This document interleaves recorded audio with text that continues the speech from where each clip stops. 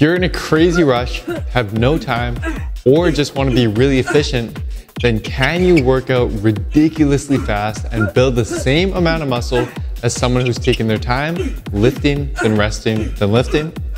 And can you build more muscle rushing through your workout than someone who's training normally, lifting, then resting, then lifting?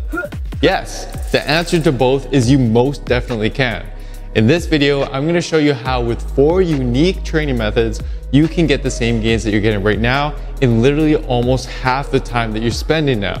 And on an even more interesting note, I'm also going to show you how with 3 of the 4 methods, rushing through your workout doesn't have the potential to just produce the same amount of muscle, but even more.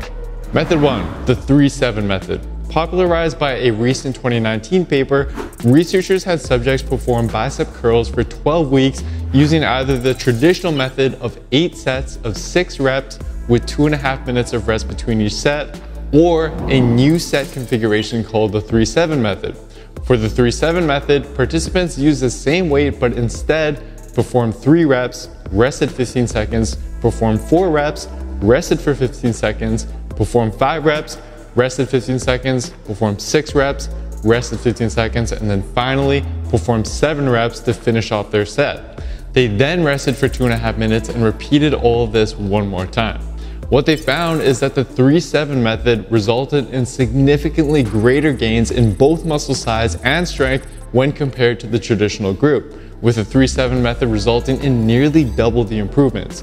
In addition, the 3-7 method finished all of their training sessions in less than half the time as the traditional group.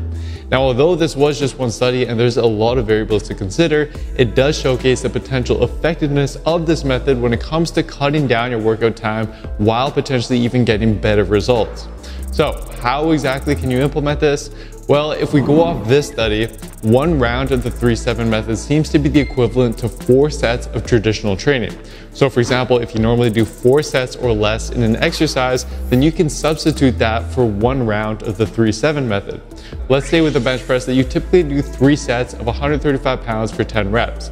With the 3-7 method, using that same weight, you would perform 3 reps, rest 15 seconds, perform 4 reps, rest 15 seconds, perform 5 reps, rest 15 seconds, perform 6 reps, rest 15 seconds, and then finally perform 7 reps.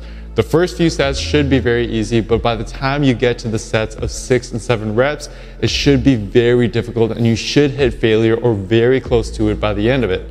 As for time savings, let's look at the following workout as an example. Excluding a proper warm-up, if you're totally focused, perform each rep with a controlled 2-second eccentric and 1-second concentric, and take exactly 2 minutes of rest between each set and exercise, you could expect this workout to take just under 45 minutes to complete. But with 1 round of the 3-7 method applied to each of these exercises instead, while still performing the same exercises, you could take a workout that originally took 43 minutes and reduce it down to just under 24 minutes. Method 2, rest pause sets. With this method, rather than performing traditional sets with a standard rest period in between each set, you instead set a goal number of reps that you want to achieve and basically perform a bunch of mini sets with minimal rest periods in between until you reach the goal number of reps. For example, let's say that your goal was to perform 3 sets of 10 reps for bicep curls, which would amount to a total of 30 reps by the end of it. What you could do instead is set a goal of 30 reps in total, ideally using the same weight. Do as many reps as you can on the first set.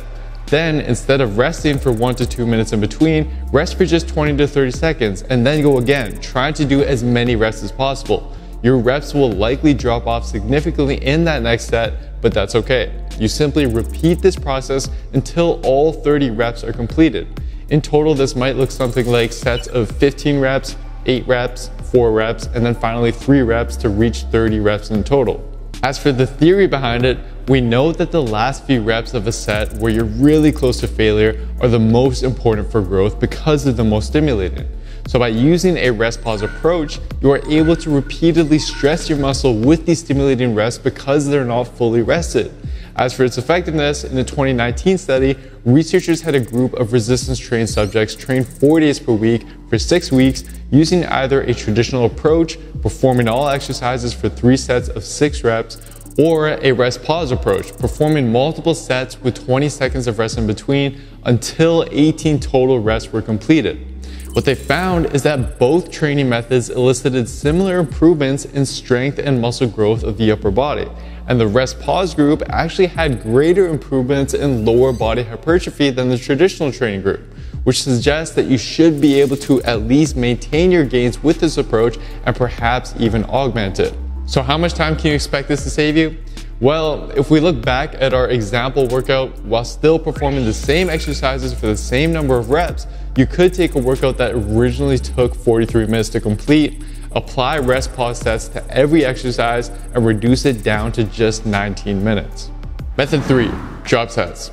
So let's say that you typically do 3 sets of biceps curls with 40 pounds in each hand and 2 minutes of rest in between sets. With drop sets, you'd perform the first set the exact same way as you normally would and with the same weight. But after completing that set, instead of resting, you immediately decrease the weight by 10 to 20% and perform another set very close or all the way to failure. After that set, you decrease the weight again by 10 to 20% and do this once again.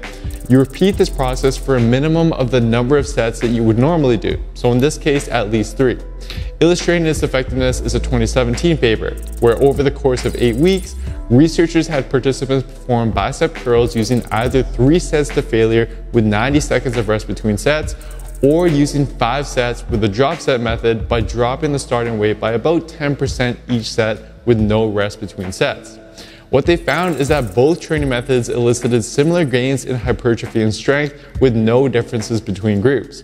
However, the group using drop sets finished each training session in less than a third of the time as the traditional training group. A 2018 study employed a similar protocol but using the tricep pushdown instead, and again found that both groups gained the same amount of muscle and strength, but again, the group using drop sets finished each session in less than half the time as the traditional training group. As for how exactly to apply this to your workouts, at a minimum, you want to ensure that you use the same number of drop sets as total sets in your normal workouts. So for example, if you normally do 3 sets for an exercise, then you want to do at least 3 drop sets. So looking back at our example workout, let's say that you normally do 3 sets of 10 on a barbell curl using 20 pounds on each side. What you could do instead is perform your first set to failure using that same weight, but then reduce the weight again by another 20% by stripping off 5 pounds from each side and immediately perform another set to failure. Then reduce the weight one more time by another 5 pounds each side and then perform your final set to failure. As for how much time this can save you, if we look back at our example workout, while still performing the same exercises, you could take a workout that originally took 43 minutes and reduce it down to just 19 minutes. Last but not least, method 4, supersets. A superset is where you perform 2 different exercises immediately back to back, take a short rest, and then repeat. By doing this, you are essentially removing half of your typical rest times from your workouts. However, many people are not doing supersets correctly, and ultimately they're hurting their workouts by using the wrong exercises for their supersets. This is because numerous studies have now found that supersets that train the same muscle tend to be less than ideal for optimizing gains. For example, a 2019 paper had participants perform 5 sets of bench press and 5 sets of incline bench press as a superset, and compared that with the traditional method of just using standard rest periods between sets and finishing one exercise before moving on to the next. What researchers found is that when subjects use the superset method, they not only perform 15% less reps when compared to the traditional training method, but also experience a significant reduction in muscle activation, both of which would likely lead to not as much growth over time. So what should you do instead? Well, research is pretty clear that supersets training opposing muscle groups, such as your chest and your back, is the way to go. Illustrating this is a study published in 2017, where researchers had participants perform a superset of 3 sets of bench press and 3 sets of seated rows, and compared this to their performance using a traditional training approach.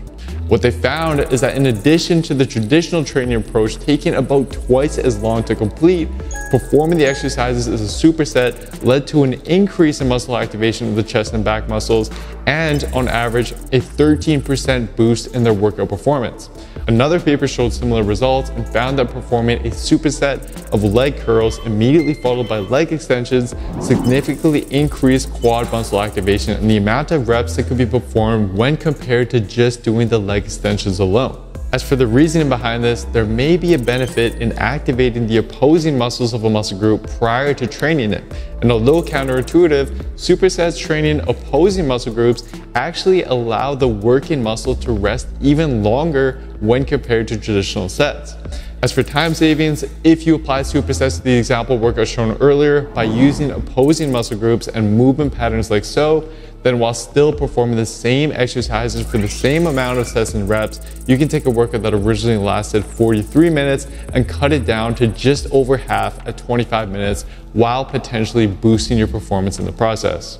So, play around with these 4 methods in your routine and see how you like them. But hopefully you were able to see that if you're in a rush or you just want to maximize your efficiency, then you have plenty of options to do so. At the same time though, just keep in mind that in order for these methods and your overall training to be effective, you need to pay attention to the little details, as that's what makes all the difference. And for a step-by-step program that shows you exactly how to train week after week to maximize your gains, build lean muscle, and strip off stubborn fat in the most efficient way possible, and simply head on over to builtwithscience.com and take our analysis quiz to find out which of our solutions is best for you and your specific body. Anyways, that is it for today, guys. I really hope you enjoyed this video. Please don't forget to show your support by giving the video a like, leave a comment down below as to what you'd like to see me cover next, subscribe to the channel, and turning on notifications for the channel as well, as this all really does help me out and it's much appreciated. Thanks so much, guys, and I'll see you next time.